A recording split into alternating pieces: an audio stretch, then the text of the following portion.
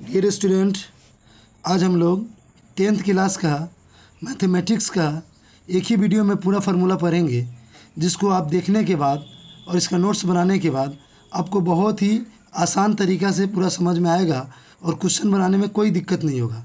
कृपया कर इस पूरे वीडियो को देखें और इसका नोट्स बनाएं। आप अगर इस वीडियो को देखते हैं तो आपको गणित में 100 में 100 मार्क्स आएगा। अगर कोई भी बच्चा कितना भी कमज़ोर हो, अगर वो इस वीडियो को देखता है, अगर उसका नोट्स बनाता है, तो वो भी 80 मार्क्स से कम नंबर नहीं ला सकता है। थोड़ा मेहनत करने पे वो भी 90 मार्क्स ला सकता है।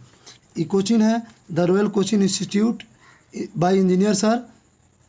नंबर दिया हुआ है, अगर किसी बच्चे को दिक्कत हो रहा है तो इस नंबर पे कॉल करके या मैसेज के थ्रू आप हेल्प ले सकते हैं। पहला फार्मूला है भाज्य बराबर भाजक गुने भागफल जोड़ शेष। यूक्लिड विभाजन प्रमेय से है ए बराबर बी क्यू प्लस आर, जहाँ ए है भाज्य है, बी क्या है भाजक है, क्यू क्या है भागफल है और आर क्या है शेष है। उसी तरह पहली संख्या गुने दूसरी संख्या बराबर एचसीएफ गुने एलसीएम। उसी तरह अगला क्वेश्चन है पी बटे 2 का पावर m गुने 5 का पावर n क्या होगा। अगर इस तरह से रहता है तो हमारा क्या होगा, शांत होगा। या p बटे 2 का पावर m भी हो फिर भी क्या होगा, शांत होगा। या p बटे 5 का पावर n फिर भी हो तो क्या होगा, शांत होगा। इसके अलावा कुछ भी आ जाए तो क्या होगा, हमारा वो प्रमेय अशांत होगा। अब देखिए आगे, देखिए प्रमेय प्लस रहे माइनस रहे गुना रहे भाग रहे और उसके बाद प्रमेय रहे, तो यह हमेशा क्या होता है, हमेशा प्रमेय होता है।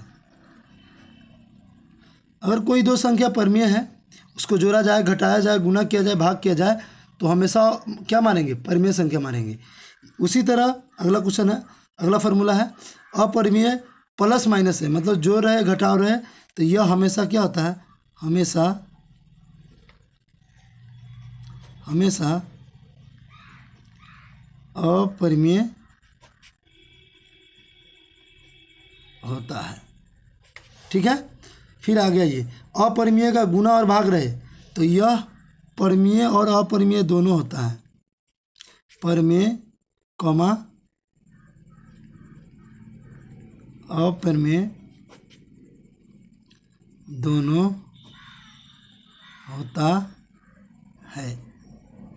ठीक है, उसी तरह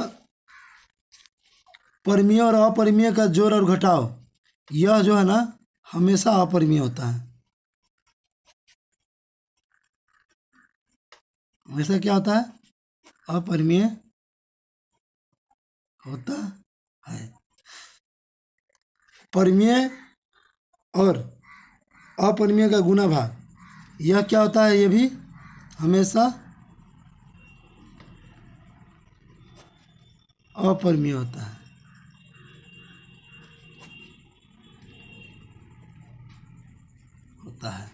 नेक्स्ट क्वेश्चन, पाई क्या है, पाई एक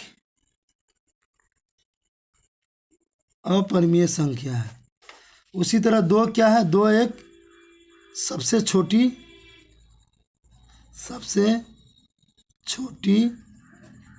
अभाज्य संख्या है। दो क्या है, सबसे छोटी अभाज्य संख्या है। अब आते हैं हम लोग अध्याय 2 पे। अध्याय 2 का नाम है बहुपद। क्या नाम है, बहुपद। इसमें है पहला है रैखिक बहुपद का बताया है कि बताइए क्या सूत्र होता है या क्या जानने का तरीका है। तो रैखिक बहुपद का मतलब है जिसका पावर कितना हो, एक हो, ए एक्स प्लस बी। रैखिक बहुपद का क्या है, a x plus b. X का पावर कितना है, 1 है। अगर इसका पूछ देगा शून्य का बताइए, तो ए एक्स प्लस बी बराबर कितना कर देंगे, 0 कर देंगे। तो यहाँ पे क्या निकल जाएगा, ए एक्स बराबर माइनस बी, इसलिए एक्स बराबर माइनस बी बटा ए। किसी भी चीज़ का शून्य बोला जाए तो आप उसको क्या कीजिएगा, उसके बराबर 0 कर दीजिएगा। द्विघात बहुपद का क्या सूत्र है, a x square plus b x plus c, जहाँ ए इक्वल टू मतलब ए बराबर जीरो नहीं होना चाहिए। अगर ए जीरो हो जाएगा तो ये टर्म हमारा क्या हो जाएगा, ए जीरो गया तो ये टर्म जीरो हो गया, तो ये टर्म जीरो हो जाएगा तो पावर दो क्या हो जाएगा, खत्म हो जाएगा। तो पावर दो खत्म हो जाएगा तो फिर द्विघात बहुपद नहीं कहलाएगा, क्या कहलाएगा, रैखिक बहुपद। क्यों, क्योंकि इसका पावर कितना है, एक है। उसी तरह ये खत्म हो जाएगा तो पावर कितना हो जाएगा, एक हो जाएगा। आगे आते हैं, यदि द्विघात बहुपद a x square plus b x plus c बराबर जीरो हो, जहाँ ए का मान जीरो नहीं होना चाहिए, और इसके शून्यक कितना है, अल्फा और बीटा हो, तो शून्यक का योग बोला है, तो शून्यक का योग अल्फा प्लस बीटा, फॉर्मूला है माइनस बी अपॉन ए। बी क्या है, एक्स का गुणांक है, क्या है, माइनस एक्स का गुणांक बटे ए क्या है, एक्स स्क्वायर का गुणांक है।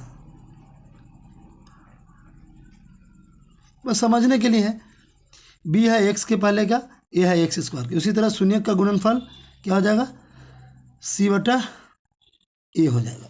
फिर आगे आते हैं, ये फॉर्मूला है ए प्लस बी का whole square, a square plus 2ab plus b square. उसी तरह ए माइनस बी का ए स्क्वायर, प्लस है तो प्लस, माइनस है तो माइनस। देखो ये फार्मूला इंपॉर्टेंट है, बहुत यूज का है। A square plus b square, तो इसका दो फार्मूला होता है, एक होता है ए प्लस बी का whole square minus 2ab, comma a minus b का होल स्क्वायर प्लस 2ab। क्यों, प्लस लेंगे तो माइनस लेंगे, प्लस ए प्लस बी का है तो माइनस हो गया, ए माइनस बी है तो प्लस हो गया, क्योंकि इसका प्लस 2ab इसके माइनस 2ab से ख़त्म हो जाएगा, इसका माइनस 2ab इसके प्लस 2ab से ख़त्म हो जाएगा। ये भी देख लो, शून्य का ही सवाल है, अल्फा स्क्वायर जो बीटा स्क्वायर का मान बताना है, तो इसका कोई फार्मूला है नहीं, तो डायरेक्ट क्या करेंगे, अल्फा प्लस बीटा का whole square minus 2 into alpha into beta. अब देखो इसके जगह पे क्या मान हो जाएगा, माइनस बी बटे ए का स्क्वायर माइनस 2 इंटू सी बटे ए। तो यहाँ से आप क्या करेंगे, मान इसका इजीली निकाल सकते हैं। अब ये देखो 1 बटे अल्फा बटे 1 प्लस बीटा, इसका एलसीएम लेंगे तो कितना आ जाएगा, अल्फा इंटू बीटा, अल्फा से अल्फा कट गया, बीटा प्लस अल्फा बराबर क्या हो जाएगा, इसका मान माइनस बी बटा ए, इसका मान सी बटा ए।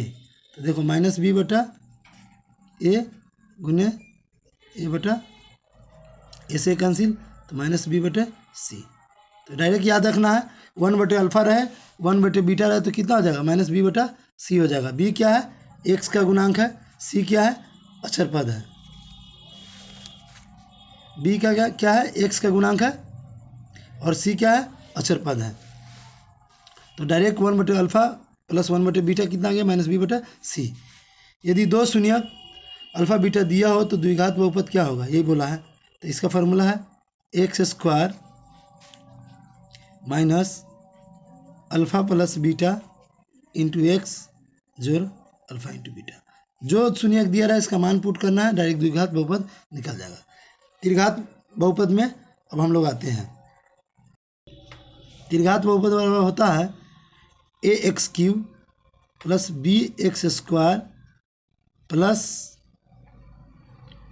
सी एक्स प्लस डी। ठीक है, यहाँ पे भी ए बराबर जीरो नहीं होना चाहिए। अगर ए जीरो हो जाएगा तो फिर पावर 3 खत्म हो जाएगा, तो फिर ये क्या कहलाएगा, द्विघात बहुपद कहलाएगा। इसमें है alpha plus beta plus gamma बराबर क्या होगा, मतलब शून्यक का योग क्या हो जाएगा इसमें, माइनस बी बटा ए। उसी तरह alpha into beta into gamma बराबर होता है इसमें माइनस डी बटा ए। फिर आता है अल्फा इंटू बीटा और plus beta into gamma plus gamma into alpha बराबर हो जाएगा सी बटा ए। इसको याद रखिएगा, ऑब्जेक्टिव में डायरेक्ट क्वेश्चन आएगा। यदि अल्फा बीटा और गामा दिया हो तो त्रिघात बहुपद क्या होगा, इसका फार्मूला है x cube minus alpha plus beta plus gamma into x square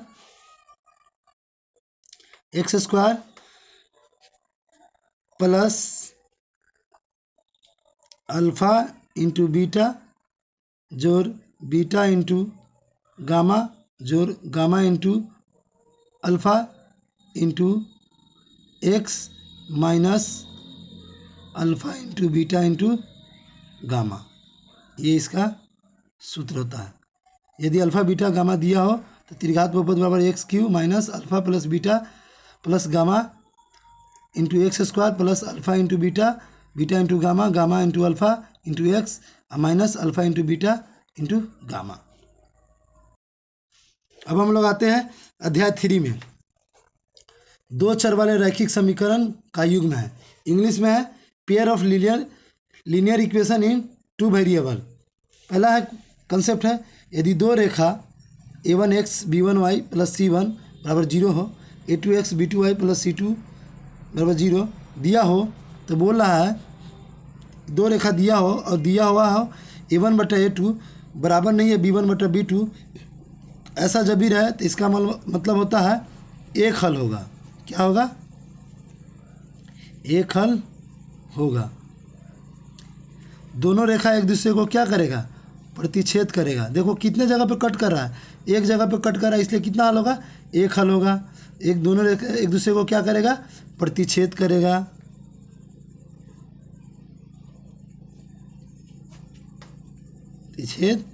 प्रतिच्छेद करेगा, दोनों रेखा एक दूसरे को प्रतिच्छेद करेगा और एक हल होगा। अब आगे आते हैं, a1 बटा a2 बराबर हो b1 बटा b2, लेकिन c1 बटा c2 बराबर नहीं हो, तो ऐसा में कोई हल नहीं होगा। कोई हल नहीं होगा। दोनों रेखा क्या होगा? दोनों रेखा समानांतर होगा।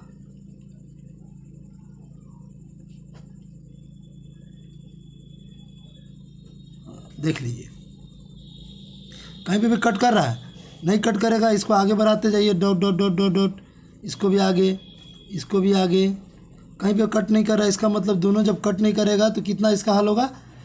कोई हल नहीं होगा।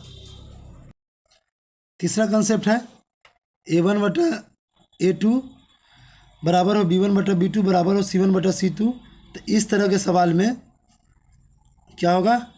अनंत हल होगा। क्या होगा? अनंत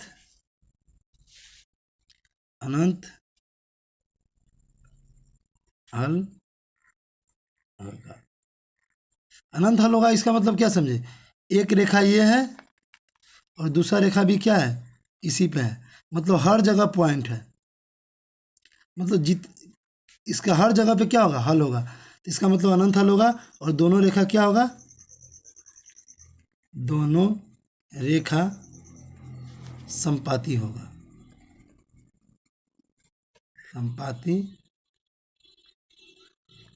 संपाती का मतलब दोनों रेखा एक दूसरे के ऊपर क्या ओवरलैप कर रहा है, मतलब एक दूसरे के ऊपर स्थित है, इसलिए दोनों रेखा क्या होगा? संपाती होगा। और इसका कितना हल होगा? अनंत होगा, अनंत हल होगा। अब हम लोग आते हैं अध्याय 4 में, द्विघात समीकरण। द्विघात समीकरण क्या फॉर्मूला होता है? ax square plus bx plus c बराबर 0, a इक्वल टू 0 नहीं होना चाहिए। यह विविक्तर या विवेचक, इंग्लिश में डिस्क्रिमिनेंट बोलते हैं, इसका फॉर्मूला होता है b स्क्वायर माइनस 4ac। बोला है द्विघात सूत्र बताइए, मूल्य यानी शून्यक निकालना है, x का मान बताना है, तो इसका होता है minus B plus minus root under B square minus 4ac upon 2a। इसी को हम लोग क्या बोल सकते हैं? डी बोल सकते हैं। तो minus B plus minus root under D upon 2a। अब आगे दिया है डी अगर 0 हो तो क्या होगा? डी 0 हो तो मूल क्या होगा? मूल वास्तविक और समान होगा, मतलब वास्तविक भी होगा और दोनों मूल क्या होगा? बराबर होगा। इसका मतलब अल्फ़ा बराबर बीटा। यदि अल्फ़ा 2 है तो बीटा बराबर कितना होगा? 2 आएगा। डी बड़ा हो जीरो से, इसका मतलब मूल क्या होगा? मूल वास्तविक और असमान, असमान होगा। क्या होगा? मूल वास्तविक और असमान।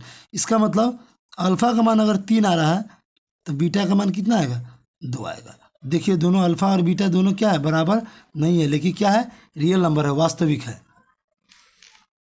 अगर डी क्या हो? जीरो से क्या हो? छोटा हो। डी जीरो से क्या हो? छोटा हो, तो यह क्या हो जाएगा? मूल काल्पनिक होगा, काल्पनिक मतलब अवास्तविक, अवास्तविक मतलब इसका मूल इमेजनरी नंबर में चला जाएगा, मूल निकालना असंभव हो जाएगा। अब हम लोग आते हैं अध्याय 5 में, समांतर श्रेणी और अरिथमेटिक प्रोग्रेशन। इसमें बोला है यदि समांतर श्रेणी जैसे A1 A2 A3 dot dot कहाँ तक है? AN तक दिया हो, अगर समांतर श्रेणी में हो तो बोला है प्रथम पद। प्रथम पद का मतलब होता है जो इसका पहला टर्म है। इसका पहला टर्म क्या है? A1 है, तो प्रथम पद कितना हो जाएगा? A1। सार्वंतर का मतलब होता है इसके द्वितीय पद में से प्रथम पद को क्या करना है? घटाना है। सार्वंतर द्वितीय माइनस प्रथम हो जाएगा। सार्वंतर क्या हो जाएगा? सार्वंतर द्वितीय माइनस प्रथम पद। एनवा पद बोले, एनवा पद का मतलब होता है इसका TN निकालने के लिए, मतलब अंतिम पद। 10वां बोले, 20वां बोले, 50वां बोले, एन के जगह पे क्या रखेंगे? 10 बोलेगा तो 10 रखेंगे, 20 बोलेगा तो 20 रखेंगे, एन बोलेगा तो एन रखेंगे। तो यहाँ पे क्या बोला है? एनवा पद बोला है, तो TN का फॉर्मूला है A जोड़ N-1 इंटू डी। बता दिए ये क्या है? प्रथम पद है। एन क्या है? जितना बोलेगा, 10वां बोले तो 10 रखना है। डी क्या है? सार्वंतर है। एन पदों का योग, इसको बोलते हैं SN। N/2 ब्रैकेट 2A जोड़ N-1 इंटू डी, फिर बड़ी ब्रैकेट बंद। एन क्या? जितना पद रहेगा। ए क्या? प्रथम पद है। एन पद के बारे में बोलेगा, 10वां पद का 1 2 3, इसका 10वां पद का बताइए। डी क्या है? सार्वंतर है। 1 2 3 डॉट डॉट एन पदों का योग बोले या एन प्राकृतिक संख्याओं का योग कितना हो जाता है? यह हो जाता है n इंटू n+1/2। इस तरह का सवाल बोलेगा, प्राकृतिक संख्या का बोले तो n इंटू n+1/2। अब आते हैं n, प्रथम n प्राकृतिक संख्याओं का योग हो चुका है, यही है n इंटू n+1/2।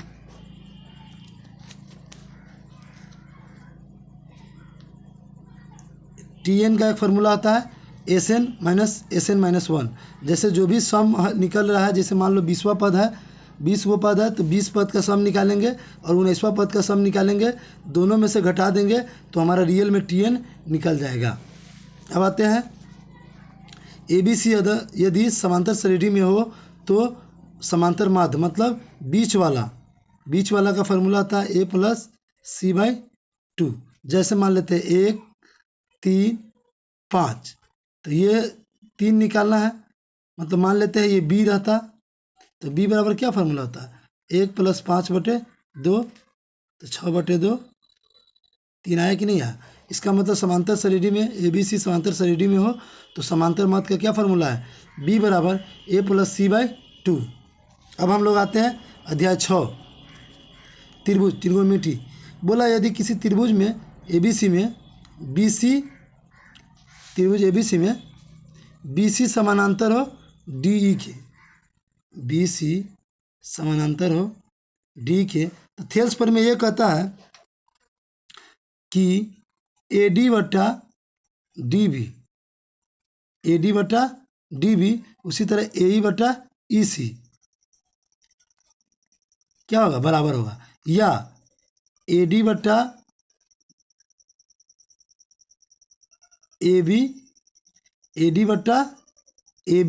उसी तरह ए बटा ए सी, इस तरह से आप क्या करेंगे, एक अननोन रहेगा, जैसे एक्स रहेगा, यहाँ पे 3 रहेगा, यहाँ पे 4 रहेगा, यहाँ पे 5 रहेगा, तो एक्स का मान नहीं निकाल सकते हैं, मान रखकर इसका आप इजीली एक्स का मान निकाल सकते हैं। अब हम लोग आते हैं,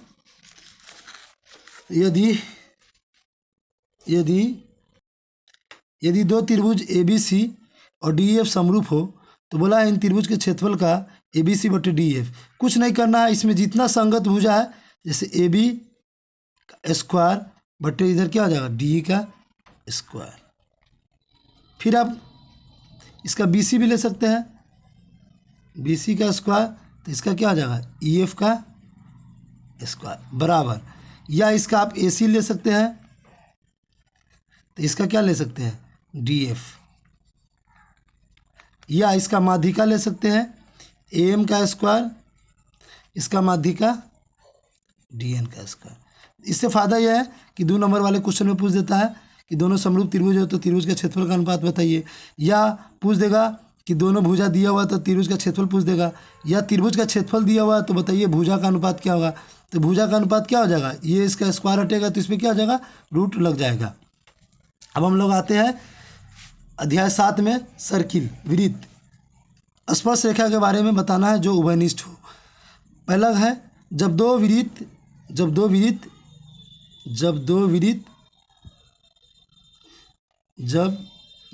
एक दूसरे को कहीं नहीं काटती हो, तो देख लो एक वृत्त दूसरे को नहीं कट रहा है, तो इसमें उभयनिष्ठ कितना हो जाएगा 0 उभयनिष्ठ हो जाएगा।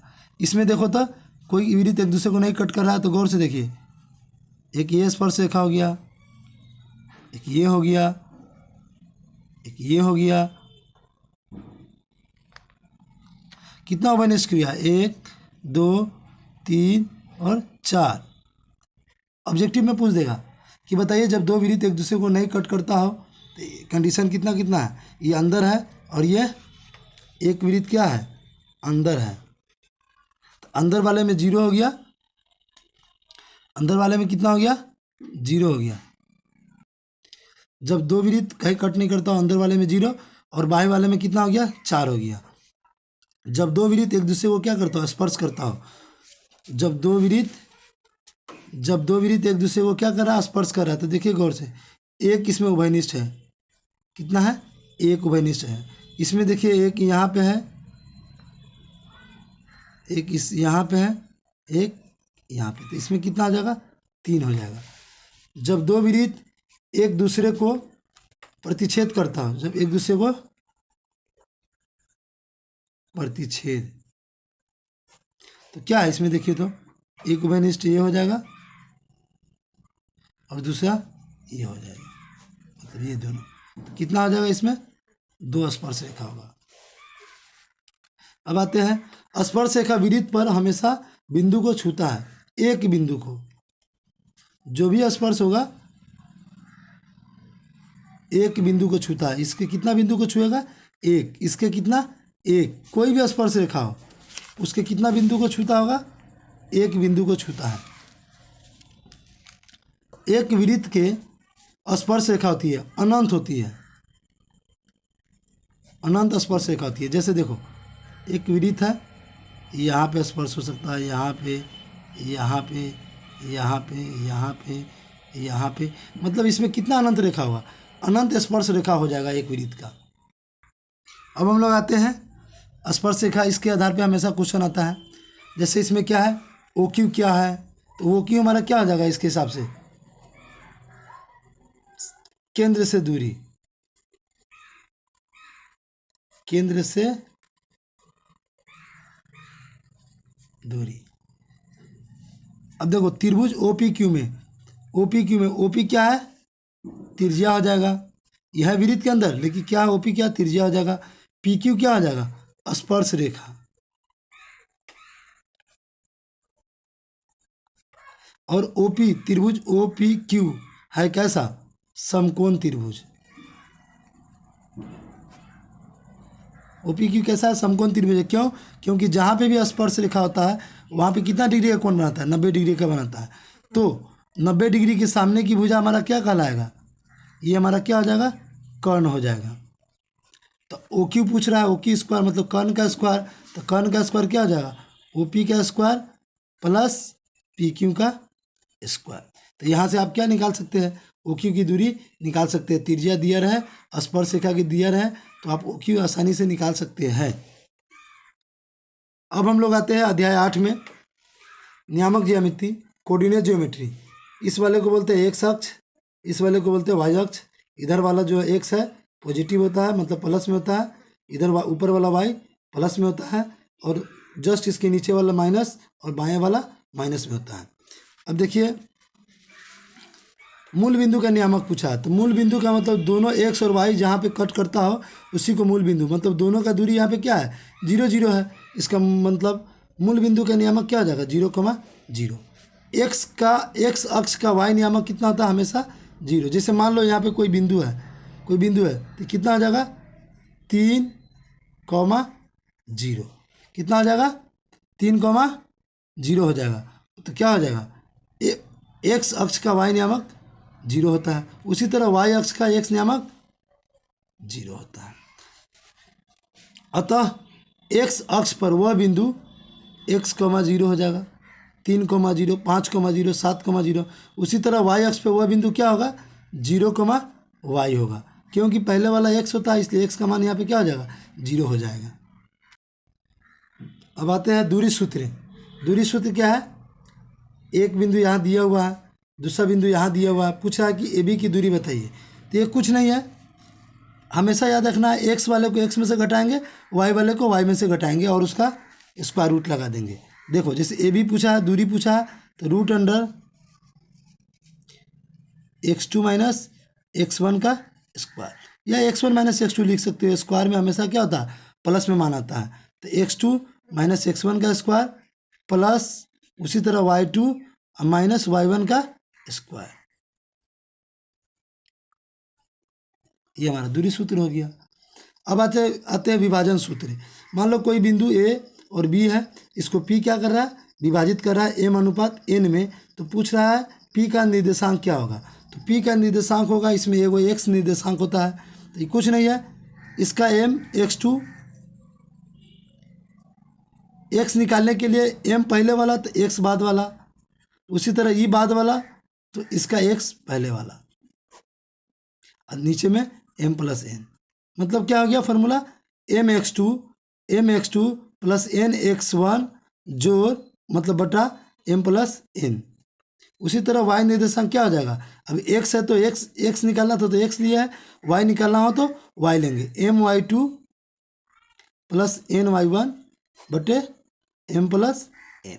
एक्स है तो एक्स, वाई है तो वाई, बस एम को x2 के लेना है, एन को x1 के साथ ही लेना है।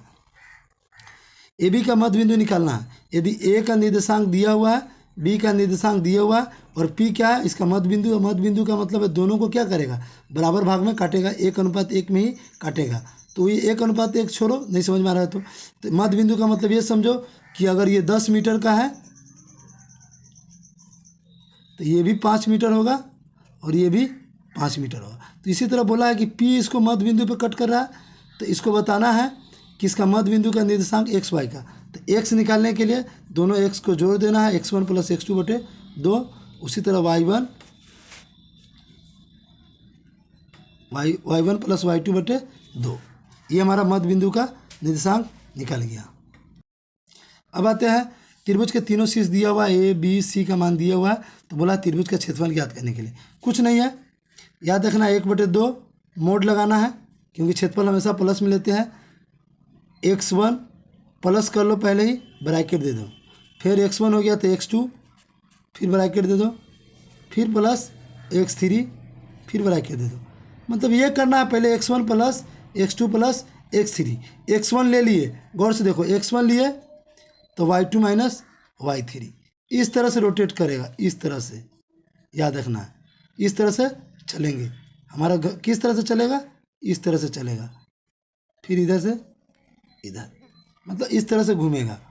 तो 1/2 x1 ले लिए तो क्या बच गया, y2 माइनस y3। फिर अब देखिए x2 ले लिए तो फिर y3 माइनस y1 इधर से नाच रहा है, तो y3 माइनस y1। फिर अब क्या लेंगे, x3 लेंगे, तो x3 लेंगे तो फिर कहाँ पे चला जाएगा, इधर जाएगा कि इधर, इधर जाएगा, तो क्या हो जाएगा y1 माइनस y2। ये हमारा फॉर्मूला हो गया। त्रिभुज का क्षेत्रफल 1/2 x1, सॉरी ये इंटू में होगा, x1 into y2 minus y3 plus x2 y3 minus y1 plus x3 y1 minus y2। याद रखना x1 लेना है y2 minus y3, x2 y3 minus y1, x3 y1 minus y2। कैसे बताया, अब इसको ध्यान से सुन के लिख लीजिएगा। और आगे आते हैं,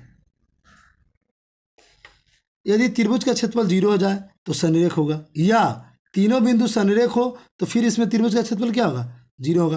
त्रिभुज का क्षेत्रफल जब 0 होगा तो इसका मतलब क्या समझे, त्रिभुज का क्षेत्रफल 1/2 x1 y2 माइनस y3 जोड़ x2 y3 माइनस y1 जोड़ x3 y1 माइनस y2 बराबर कितना लिखेंगे, 0। इसके आधार पे आप क्या करेंगे, 0 कीजिएगा, यहाँ पे जो भी अननोन पॉइंट होगा k का मान बताइए या x का मान बताइए, यहाँ से आप क्या कर सकते हैं, इजीली यहाँ से x या k का मान निकाल सकते हैं। अब हम लोग आते हैं केंद्रक, इम्पोर्टेंट टॉपिक है, इससे हर बार क्वेश्चन पूछता है। जैसे तीनों शीर्ष दे देगा, बताओ केंद्रक बताओ, केंद्रक दे देगा, किसी एक को गायब कर देगा, बोलेगा बताइए इसका मान बताइए, जैसे इसको ए मान लेगा, ए का मान बताइए तो केंद्रक का मान दे दिया रहेगा, फिर तीनों का दिया रहेगा तो केंद्रक बताइए। तो हम पहले मान लेते हैं केंद्रक निकालना जान जाएंगे, केंद्रक दिया रहेगा तो उसको अननोन को निकाल लेंगे, मतलब जो मालूम नहीं रहेगा उसको निकाल लेंगे। और यदि केंद्रक पूछ दिया तो डायरेक्ट याद रखना है, एक्स का फॉर्मूला होता है, क्या वो एक्स वाला है 1 2 3, तो x1 plus x2 plus x3 बटे 3, ये x निकल गया, केंद्रक का x निकल गया। फिर y निकालना है, तो इसी तरह क्या गो y है 1 2 3, तो y1 प्लस y2 बटे 3, ये हमारा y का निकल गया, केंद्रक निकल गया। अब आते हैं हम लोग त्रिभुज के अंतः केंद्र का निर्देशांक, इसको I से डिनोट करते हैं, इन सेंटर होता है, मतलब त्रिभुज के अंदर कोई भी वृत्त रहे तो इसको क्या बोलते हैं, अंतः केंद्र। तो x का सबसे पहली बात, a के सामने क्या है, a कैपिटल A है, इसके सामने स्मॉल a हो जाएगा, b है तो इसके सामने स्मॉल b, c है तो इसके सामने स्मॉल c हो जाएगा।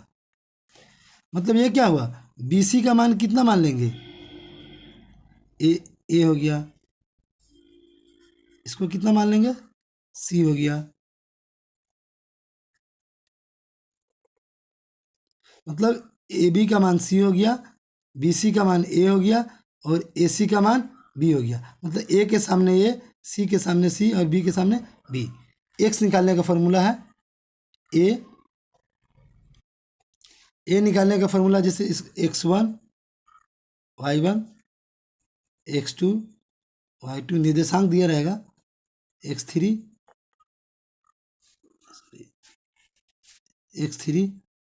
y3, ठीक है। तो यह क्या आ जाएगा, x निकालना है तो इसके सामने a है तो इसके सामने का क्या x है, a लेंगे तो x1 लेंगे, a x1, फिर b लेंगे तो क्या लेंगे, x2 लेंगे, प्लस c लेंगे तो x3 लेंगे, बटे इनको इनको इनको जोड़ देना है, a प्लस बी प्लस सी। तो आप y वाला निकाल सकते हैं, जैसे देखिए a लेंगे तो y1 लेंगे, b लेंगे तो y2 लेंगे, c लेंगे तो y3 लेंगे, a प्लस बी प्लस सी। आप इसके आधार पे इसका क्या है, x और y इन सेंटर मतलब अंतः केंद्र निकाल सकते हैं। अगर समझ में आ रहा हो तो मेरे इस चैनल को सब्सक्राइब करें और दोस्तों में भी शेयर कीजिए। हम आपको हर कठिन कठिन सब्जेक्ट का एक वीडियो में प्रोवाइड करेंगे, जिससे आप लोगों को इजीली पढ़ने में आसानी होगा। कृपया करके मेरे इस चैनल को सब्सक्राइब कीजिए और दोस्तों में भी शेयर कीजिए, ताकि आपका दोस्त भी किसी का भी 90 मार्क्स से कम नंबर ना आए और अच्छे मार्क्स से पास हो जाए। त्रिभुज का क्षेत्रफल 1/2 गुने आधार गुने ऊंचाई,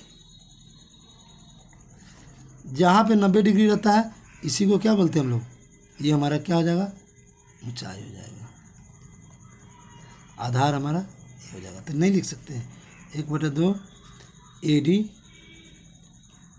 गुने BC, त्रिभुज का क्षेत्रफल निकल गया। अब हम लोग आते हैं अध्याय 9 में, वृत्त से संबंधित क्षेत्रफल निकालना है। कुछ नहीं है, वृत्त का क्षेत्रफल पूछ रहा है, तो पाई r²। r क्या है, त्रिज्या है। त्रिज्या मतलब केंद्र से वृत्त की परिधि की दूरी को त्रिज्या बोलते हैं। वृत्त की परिधि 2πr। अर्धवृत्त की क्षेत्रफल πr² है, तो πr² का क्या हो जाएगा, आधा। 10 का आधा 5, उसी तरह πr² का आधा πr²/2।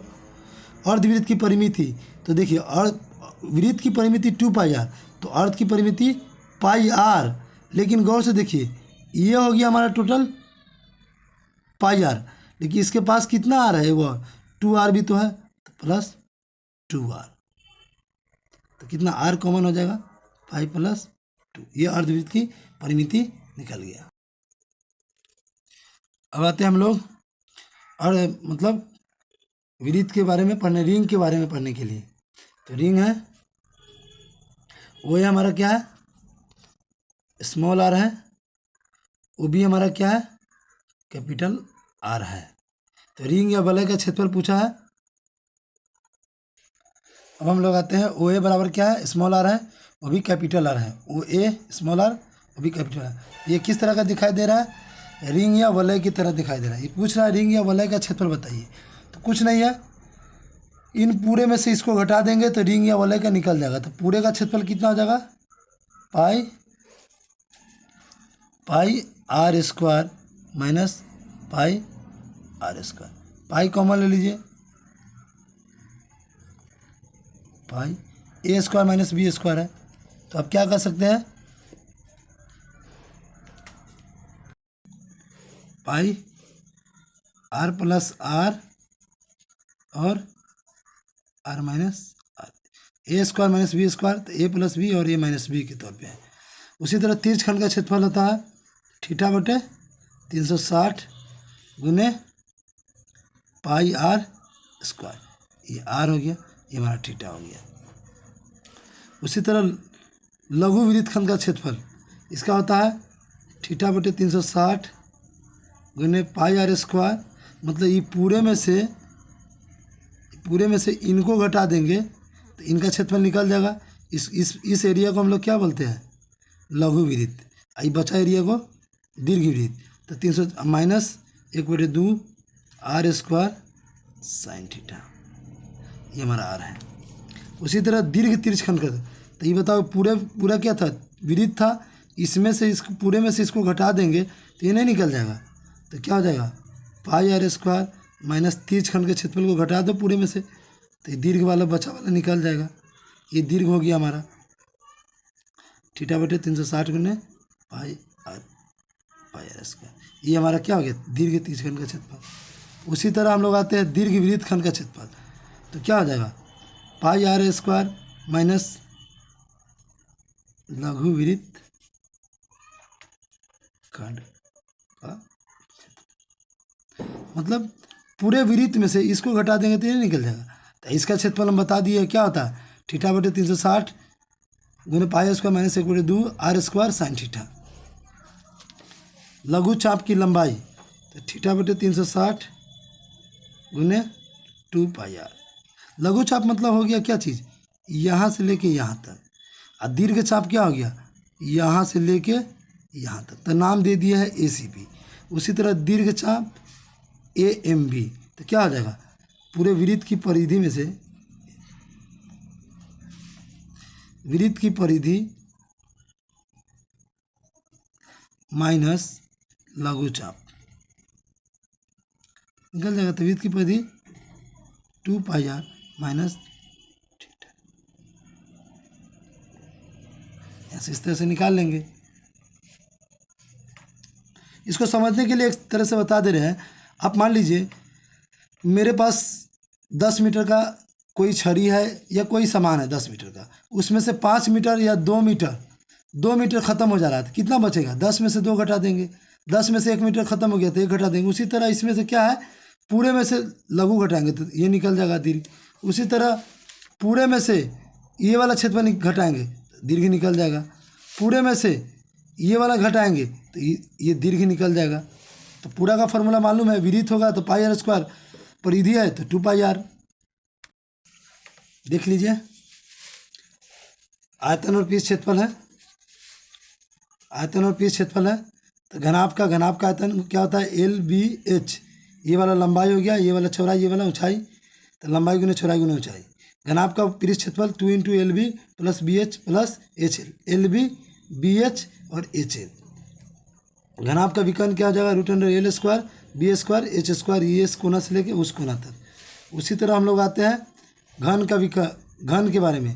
घन का आयतन एल बी एच, बट यहाँ पे एल बी एच तीनों क्या है, बराबर है। कितने बराबर मान लिए, एल के बराबर मान लिए। तो एल के जगह पे एल, बी के जगह पे भी एल, एच के जगह पे एल, एल क्यों हो गया, मतलब भुजा का पावर कितना हो जाएगा, भुजा का पावर 3 हो जाएगा। उसी तरह घन का क्षेत्रफल, घन में क्या पृष्ठ क्षेत्रफल है, 1 2 3 4 5 6। देखो 1 2 3 4, सामने वाला 5, एगो इधर वाला 6। तो क्या सभी क्या है, वर्गकार है। तो 1 का क्षेत्रफल एल स्क्वायर, तो 6 का क्षेत्रफल 6 गुने एल स्क्वायर। घन का विकर्ण रूट 3 गुने 1 भुजा। अब हम लोग आते हैं बेलन का।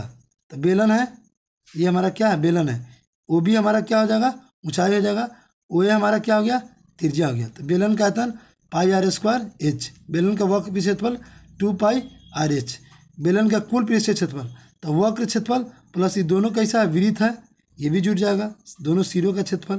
तो 2 pi r h plus 2 pi are square, दोनों में 2 पाई आर कॉमन हो गया, इसमें एच बच गया और इसमें का आर बच गया। अब हम लोग आते हैं खोखले बेलन। ओ ए पूछ रहा है, तो ओ ए क्या है, भीतरी त्रिज्या है।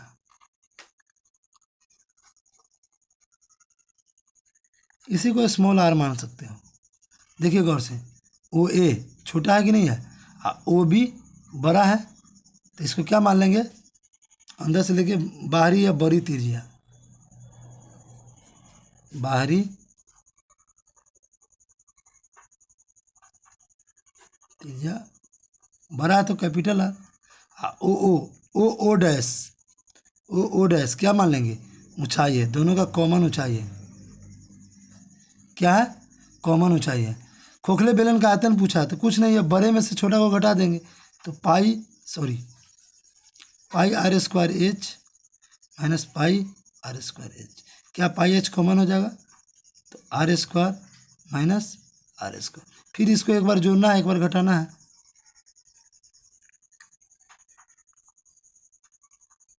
ये हमारा खोखले का आयतन निकल गया। अब हम लोग आते हैं शंकु पे। तो शंकु का है ओसी हमारा क्या हो जाएगा, त्रिज्या हो जाएगा। देखो दोस्तों, वीडियो बनाने में थोड़ा ये आ रहा है, ब्लर टाइप का आ रहा है, उससे आपको कोई परेशानी हो तो हम क्षमा चाहते हैं। हमारी पूरी मेहनत है इस वीडियो को बनाने में, कम से कम 8 घंटा या 8 से 10 घंटा लगा है, और हम सोचते हैं आपको 1 घंटे के अंदर में पूरी वीडियो प्रोवाइड कर जाए, ताकि आप आसानी से पढ़ सके, आप अच्छे से नोट्स बना सके और आपको पूरा फार्मूला याद हो जाए, ताकि आपको अच्छे मार्क्स मिल सके। ओ ए हमारा क्या है, ऊंचाई है। ए सी हमारा क्या है, तिर्यक ऊंचाई है।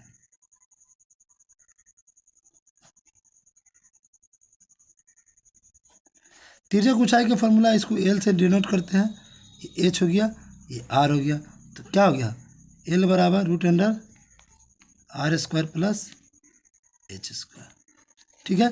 शंकु का आयतन का formula 1/3 pi are square H. शंकु का वक्र भी क्षेत्रफल पाई आर एल। शंकु का कुल, तो वक्र में एक ये आधार वाला जुड़ जाएगा, तो pi r l plus pi are square, pi r common हो जाएगा, एल प्लस आर हो जाएगा। अब हम लोग आते हैं छिन्नक के बारे में पढ़ेंगे, इंग्लिश में बोलते हैं फ्रस्टम। ओ डैश बी देखिए तो छोटा है, तो छोटा आर मान लेंगे। ओ ए तो कैपिटल आर मान लेंगे। बी ए तो तिर्यक है तो इसको हम क्या मान लेंगे, एल मान लेंगे। तिर्यक ऊंचाई है, एल मान लेंगे। और तिर्यक ऊंचाई बी ए बराबर क्या हो जाएगा, देखिए तो रूट अंडर, ये हमारा ऊंचाई है, तो रूट अंडर एच स्क्वायर जोड़ आर माइनस आर का स्क्वायर, हमारा एल निकल जाएगा। ठीक है। छिन्नक का आयतन बोला है, तो छिन्नक का आयतन जस्ट शंकु के ही जैसा है, 1/3 pi are square h, but 1/3 pi h into, इसमें जो है 2 आर है इसलिए आर स्क्वायर जोड़ r square plus are into r, ये आर के जगह पे है। 1/3 पाई एच बड़का आर का स्क्वायर छोटका आर का स्क्वायर प्लस बड़का आर इंटू छोटका आर। छिन्नक का बोला है पार्श्व, मतलब पार्श्व पृष्ठीय क्षेत्रफल निकालने के लिए, तो कुछ नहीं है इसमें, ये देखिए पाई कै गो आ रहा है, इसमें 2 आ रहा है, कैपिटल और बड़ा R plus are into L, ये हमारा क्या हो गया, छिन्नक का पार्श्व पृष्ठीय क्षेत्रफल। अतः छिन्नक का कुल पृष्ठीय क्षेत्रफल देखिए, तो कुछ नहीं है, पार्श्व वाले में देखो जोड़ देना है। पार्श्व वाले का क्या फार्मूला था, pi r plus are into l. ऐसा ऐसा कै गो वृत्त था, एगो बड़का वृत्त नीचे था और छोटा वृत्त ऊपर था, तो दोनों में क्या कॉमन है, सब में कॉमन ले लो, पाई कॉमन हो जाएगा, तो ये हमारा आर, ये हमारा फार्मूला हो गया छिन्नक के कुल पृष्ठीय क्षेत्रफल का। अब आते हैं हम लोग गोला, स्फीयर। गोला का आयतन 4/3 पाई आर क्यू। गोला अर्ध गोला का तो इसका आधा हो जाएगा। गोले का पृष्ठीय क्षेत्रफल 4 पाई आर स्क्वायर। अर्ध गोले का कुल पृष्ठीय, तो गोल देखिए अर्ध गोला का पहले पृष्ठीय कितना हो जाएगा, 2 पाई आर स्क्वायर। आई गौर से देखिए ये भी क्या है, एक तरह का वृत्त है, तो pi are square 3 pi are square. अब बोला है गोलाकार छिलके का आयतन, कुछ नहीं है, क्या फार्मूला है, इसमें ओ ए हमारा हो जाएगा स्मॉल आर, वो बी हो जाएगा कैपिटल आर, तो गोले के छिलके का आयतन क्या हो जाएगा, 4/3 पाई आर क्यू माइनस, क्या फार्मूला है, 4/3 pi r cube minus r cube. ये क्यू माइनस बी क्यू पे अपना तोड़ देना है, इसको बन जाएगा। अब हम लोग आते हैं अध्याय 11 में त्रिकोणमिति। इसमें बस कुछ बातों को ध्यान रखना है। थीटा के सामने की भुजा क्या होता है, लंब होता है, इसको याद रखना है। जैसे ये थीटा है, इसके सामने की भुजा ये क्या कहलाएगा, ए बी हमारा क्या कहलाएगा, लंब कहलाएगा। अब इसमें कुछ फार्मूला है, पीबीएच के आधार पे देखते हैं हम लोग क्या फार्मूला है। पीबीएच के आधार पे मतलब क्या कर रहा है, साइन थीटा क्या हो जाएगा, लंब बटा कर्ण। तो शॉर्ट फॉर्म में आपको लोग को हम लिख देते हैं, पी मतलब लंब, बी मतलब आधार, एच मतलब कर्ण। कर्ण का फार्मूला क्या जाएगा, रूट अंडर पी स्क्वायर जोड़ बी स्क्वायर, मतलब लंब स्क्वायर जोड़ आधार स्क्वायर। तो साइन थीटा हो गया, कॉस थीटा क्या हो जाएगा, आधार बटे कर्ण। उसी तरह टैन थीटा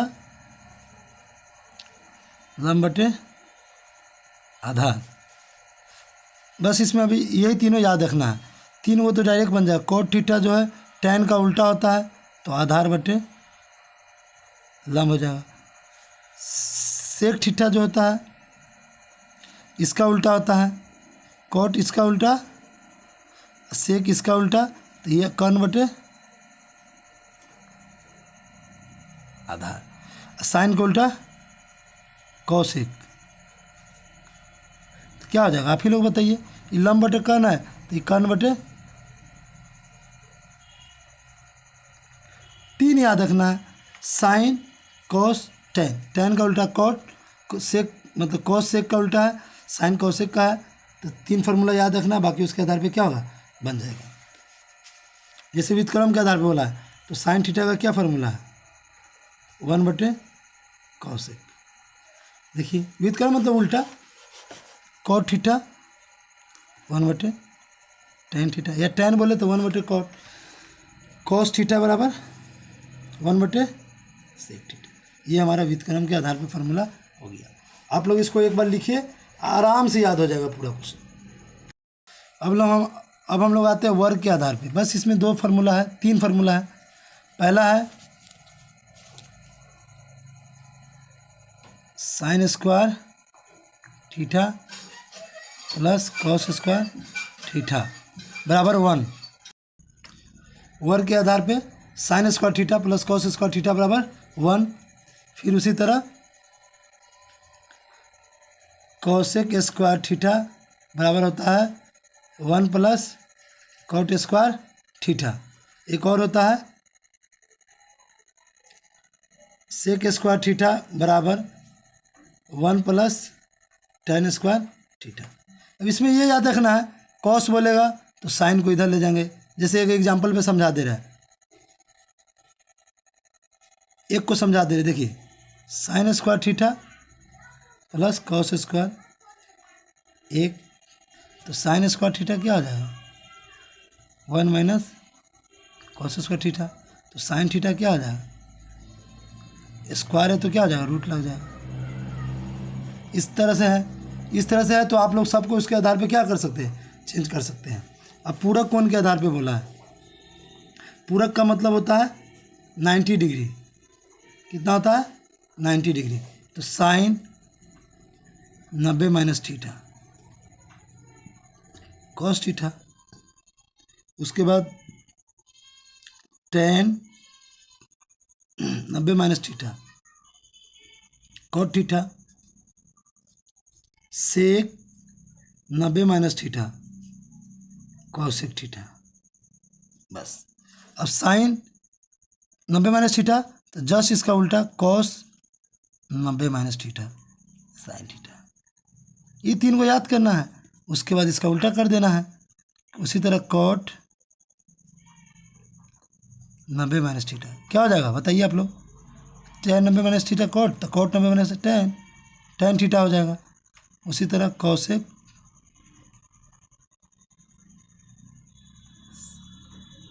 आप लोग इसको जो है ना अच्छे से नोट्स बनाइए और इसको बार बार देखिए, आपको पूरा याद हो जाएगा। याद भी हो जाएगा, आगे इसका यूज भी है और अच्छे मार्क्स भी आएंगे। अब देखो हम लोग सारणी मतलब दिए हुए कोण का मान बताना है सारणी के आधार पे। तो देखिए कुछ नहीं है, एक हम ब्लॉक बनाए हुए स्क्वायर ब्लॉक, इसमें अनुपात है, इसमें एंगल दिया हुआ है। तो साइन थीटा, तो साइन 0 का मान 0 होता है।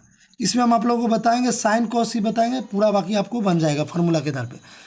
साइन 0 का मान 0, साइन 30 का मान 1/2, साइन 45 का मान 1/√2, साइन 60 का मान √3/2, साइन 90 का मान 1। जस्ट उसी तरह है कॉस, देखिए साइन 0 तो 0 बट कॉस 0 ये वाला मान यहाँ पे आ जाएगा, कॉस 0 का मान 1। अब ये वाला मान 60 वाला मान इसमें आ जाएगा √3/2, 30 वाला इसमें आ जाएगा 1/2, सॉरी 45 का दोनों में सेम होगा 1/√2। और साइन कॉस 60 का मान 1/2, और साइन 90 1 तो कॉस 90 कितना 0। याद रखना इन दोनों के एंगल को जोड़ने पे 90 आएगा ना, तो मान इसका क्या हो जाएगा उल्टा हो जाएगा, सिर्फ 45 को छोड़ के। देखो 0 + 90 है ना, तो साइन 0 का मान 0 होगा तो इस कॉस 90 का मान 0 होगा। साइन 90 का मान 1 होगा तो कॉस 90 का मान 0 होगा। साइन 0 का मान 0 है तो कॉस 0 का मान 1 है। मतलब इसका क्या है 90 और 0 वाले से कॉम्बिनेशन किया हुआ है। दोनों को देखो 60 30 को जोड़ने पे 90 आ रहा है, तो इसके मान में क्या होगा उल्टा फर्क होगा। tan का फॉर्मूला क्या है साइन थीटा बटे कॉस थीटा। तो साइन थीटा का मान कितना 0, मतलब साइन 0 का मान 0 1, 0 बटे कुछ भी 0, tan 0 का मान कितना 0 आ गया, तो इसका मान कितना हो गया tan 0 का मान 0। उसी तरह इसका मान कितना हो जाएगा, कट जाएगा तो tan 30 1 2 से 2 कट जाएगा, कितना आ गया 1/√3। तो tan 30 का मान 1/√3। तो आप लोग इस तरह से कीजिएगा, आप लोगों को आपको पूरा बनाने आ जाएगा। √2 से √2 कट गया 1/1, तो tan कितना आ गया tan 45 का मान 1 आ गया। tan 60 का मान हम डायरेक्ट लिख दे रहे हैं √3, इसका मान हो जाएगा 1/0। 1/0 कभी भी हो, देखिए साइन 90 का मान 1 कॉस 90 का मान 0, क्योंकि tan थीटा का फॉर्मूला है sin थीटा बटे cos थीटा, तो साइन का मान ऊपर रख दिए, cos का मान 1/0 अपरिभाषित यानी अनडिफाइंड,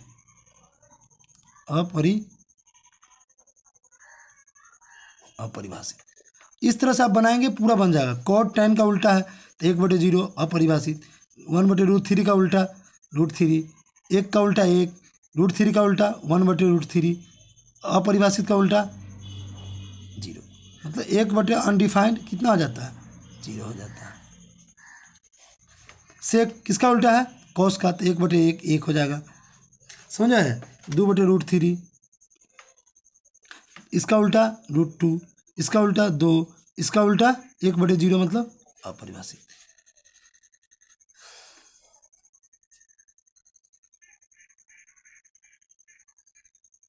कौशिक इसका उल्टा है तो 1/0 हो जाएगा, तो क्या हो जाएगा अपरिभाषित।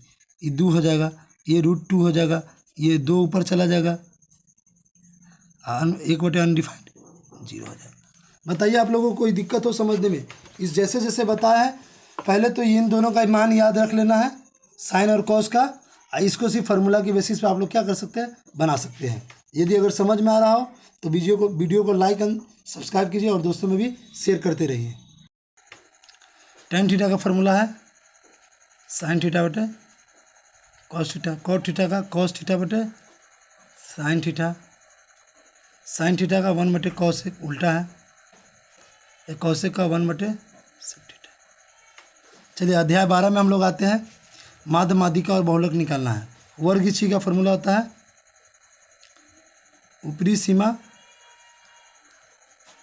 प्लस निम्न सीमा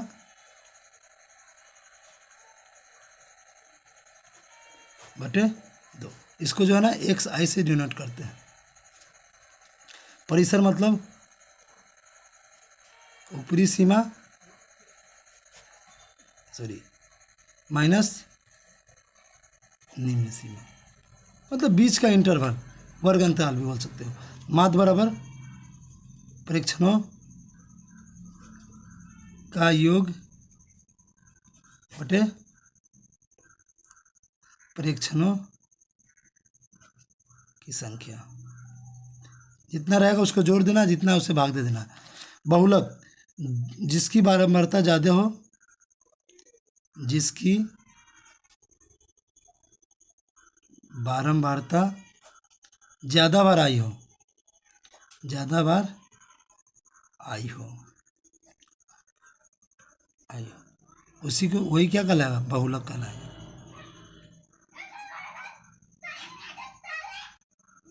बहुलक कहलाएगा, ठीक है।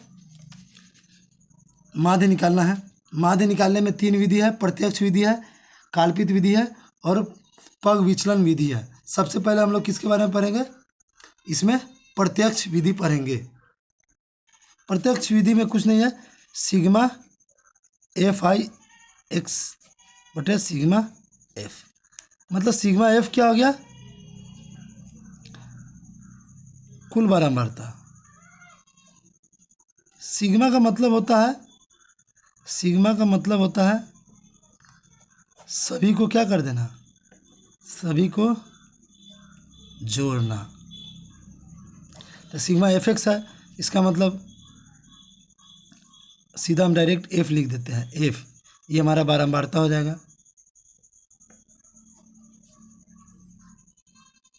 x हमारा जो इसमें वर्गची है वो हो जाएगा, वर्गची। कल्पित विधि से हम लोग कैसे करते हैं, इसका फॉर्मूला होता है a plus sigma fi di बटे सिग्मा fi। ये हमारा क्या है, वर्गची है, जो भी निकलेगा उसका मध्य भाग है, मध्य भाग वाला जो बीच वाला है उसके मध्य भाग का हमको ए लेना है, ए की जगह पे, ए की जगह पे। एफ जान चुके हैं, और डी हम लोग कैसे निकालते हैं, एक्स आई माइनस ए। डी कैसे निकालते हैं, एक्स आई माइनस ए। एक्स आई क्या है, एक्स आई क्या है, माध्य वर्ग की क्या है, वर्गची है। एक्स आई क्या है, माध्य वर्ग की वर्गची है। ए क्या है, वर्ग ची है लेकिन मध्य भाग वाला है, बीच वाले भाग वाला है। ए कौन है? मध्य वर्ग ची है लेकिन कौन सा भाग है? मध्य वर्ग वाला भाग है। अब विचलन विधि क्या है? ए जो सिग्मा एफ आई यू आई बटे sigma F into H. H हमारा क्या है? वर्ग अंतराल है।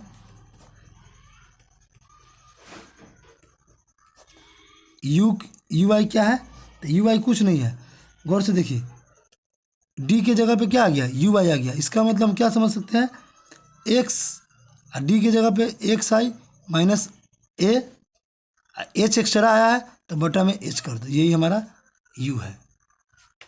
यहाँ पे एच एक्स्ट्रा में आ गया ना, तो डी के जगह पे एक्स माइनस ए हो गया। एच उसमें गुना में था, भाग में उसमें एच नहीं था, इसमें गुना में है, तो इसको क्या कर देंगे? भाग दे देंगे, तो यू आई हमारा निकल जाएगा। अब हम लोग आते हैं माध्यक पढ़ेंगे। माध्यक में क्या है? अवर्गीकृत मतलब आंकड़ा रहेगा। जैसे मान लेते हैं सम संख्या n बराबर क्या हो? सम हो, सम संख्या आ गया, तो कुछ नहीं करना है। इसमें जो है ना n/2 टर्म को लेना है और प्लस n/2 + 1 टर्म को लेना है और बटे 2 कर देना है। n/2 जो भी संख्या है, n/2 + 1 जो भी संख्या है, दोनों को लेके 2 से भाग देंगे, हमारा निकल जाएगा माध्यक। अगर n विषम हो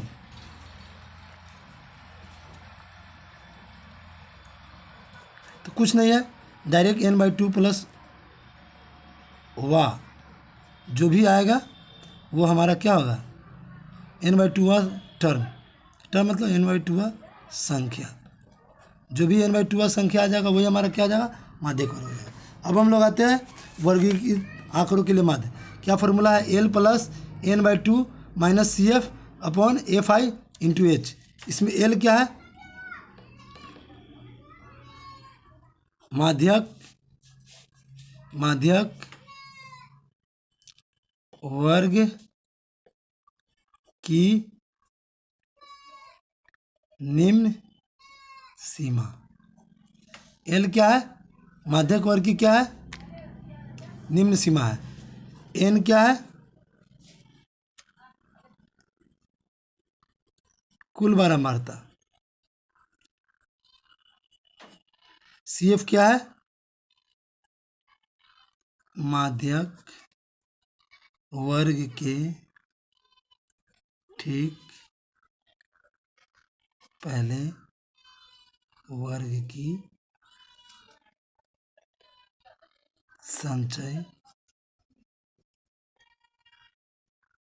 बारंबारता। ठीक है। एच क्या है? वर्ग अंतराल। एफ क्या है? माध्यक वर्ग की बारंबारता।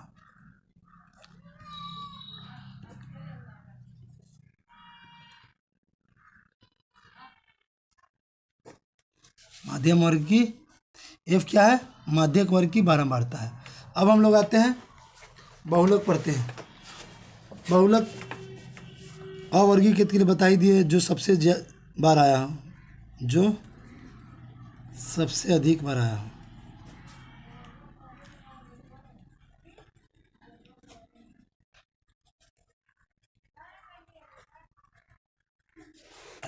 ठीक है।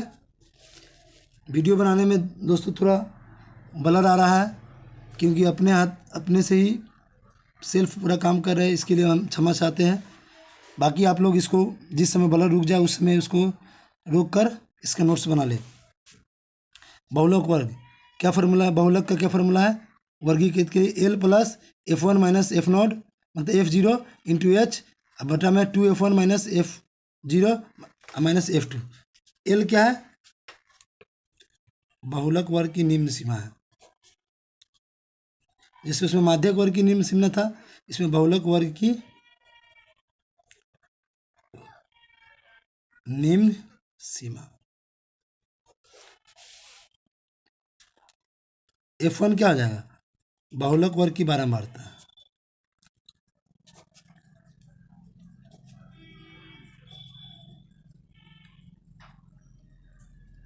F1 बहुलक वर्ग की बारंबारता। जस्ट F0 आप ही सोचिए, मतलब इससे पहले एक घट गया, मतलब बहुलक वर्ग से पहले वर्ग की ठीक पहले, मतलब जस्ट पहले, ठीक पहले वर्ग की बारंबारता। उसी तरह क्या हो जाएगा F2 ठीक बाद की बारंबारता है। H क्या है? वर्ग अंतराल।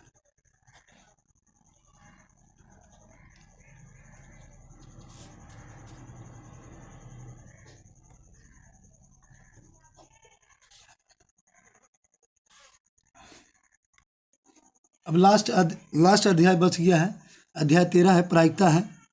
ऑब्जेक्टिव में 2-3 नंबर में क्वेश्चन आ जाता है। अगर दोस्तों ये वीडियो समझ में आ रहा हो, अच्छा लग रहा हो, तो प्लीज़ मेरे चैनल को सब्सक्राइब कीजिए और दोस्तों में भी शेयर कीजिए, ताकि मैं और आपको भारी मतलब खुद से मेहनत करके पूरे चैप्टर का एक वीडियो में निचोड़ दूँ, ताकि आप आसानी से पढ़ सकें और आपको पढ़ने में कठिनाई ना हो और आपको मार्क्स और नॉलेज अच्छी तरह से गेन हो। अब आते हैं प्रायिकता का मान। प्रायिकता का मान पूछ रहा है, 1 से बड़ा कभी नहीं होता है, 1 से बड़ा कभी नहीं होगा। जान लो 2, 5, 7 ये सब प्रायिकता नहीं हो सकता है। 1 से बड़ा कभी मान नहीं हो सकता है, या निगेटिव मान मतलब ऋणात्मक मान भी नहीं हो सकता। -1, -0.5 ये सब कभी भी प्रायिकता का मान नहीं हो सकता। असंभव घटना की प्रायिकता मतलब मान लो मेरे जेब में पूरा काली गेंद है, बोलेगा वाइट गेंद मतलब उजली गेंद की प्रायिकता, तो उजला है ही नहीं है, असंभव है, तो इसकी प्रायिकता कितना हो जाएगा? 0 हो जाएगा। निश्चित घटना की प्रायिकता, कोई भी दुनिया में कितना भी घटना हो तो उसका निश्चित घटना का प्रायिकता कितना होता है? हमेशा एक होता है। प्रायिकता का फॉर्मूला होता है संभावित घटना, संभावित घटना बटे कुल घटना, सॉरी। जैसे मान लेते हैं मेरा खेत जो है 10 कट्ठे का खेत है और 1 कट्ठा को जोत रहा है, तो कितना प्रायिकता हो जाएगा? 10 कट्ठे का टोटल खेत है, जैसे देख लो ये खेत कितने का है? 10 कट्ठा, ठीक। और एक कोना पे जो है ना 1 कट्ठा ही जोता जा रहा है, तो प्रायिकता कितना हो गया? संभावित घटना कितना जोता गया? 1 जोता गया, कितना टोटल था? टोटल 10 था। यही प्रायिकता आंसर हो जाएगा, समझने के लिए है। पी मतलब घटना जो हुआ, पी मतलब घटना जो हुआ, और पी मतलब जो घटना नहीं हुआ, दोनों जोड़ के कितना होगा? 1 होगा हमेशा। अब हमारा वीडियो समाप्त होता है। ये मेरा कोने पे नंबर दिया गया है, ये हमारे इंस्टीट्यूशन का नंबर है, कोचिंग का नंबर है। कृपया करके आपको जो भी दिक्कत हो समझने में, जैसे कोई लिखावट में गड़बड़ी हो, मेरे ब्लर आया हो, वीडियो में वाइब्रेट आया हो, तो उसके लिए हम क्षमा चाहते हैं। आप इस नंबर के थ्रू जहाँ पे आपको दिक्कत हो आप हमसे कांटेक्ट करके पूछ सकते हैं।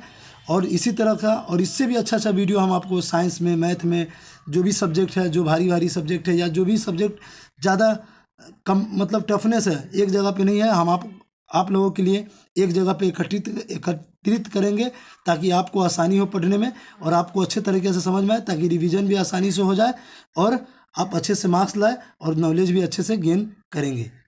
धन्यवाद।